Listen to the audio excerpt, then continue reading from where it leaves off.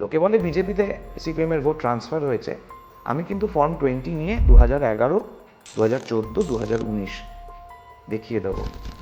যে বুথে বিজেপির কোনো ভোট ছিল না, কোনো দিনই ছিল না, কিন্তু সিপিএমের প্রচুর ভোট ছিল, সেই বুথে আজও বিজেপি শূন্য, কিন্তু সব সিপিএমও শূন্য, পুরোটাই কিন্তু ট্রান্সফার হয়েছে। কিন্তু সেই একই শাসক দলে তো বিজেপিরও অনেক কর্মীরা গেছে। চাপ সৃষ্টি করে, ভয় দেখিয়ে, মারধর করে 21-এর নির্বাচনে দেখছেন এখন কেস হচ্ছে, আস্তে আস্তে করে শাস্তি হচ্ছে। মালদার কাণ্ডে ধর্ষণ, খুন, রাহাজানি, চাকরি বাকরি কি না চলে গেছে, বাড়ি ভেঙে, দোতলা পাতা বাড়ি। আমি তো নিজে গিয়ে দেখে এসেছি দক্ষিণ 24 পরগনায়। শওকত মোল্লার লোকেরা ভেঙে দিয়েছে বলে অভিযোগ, জেসিবি নিয়ে গিয়ে দোতলা পাকা বাড়ি ভেঙে দেওয়া হয়েছে।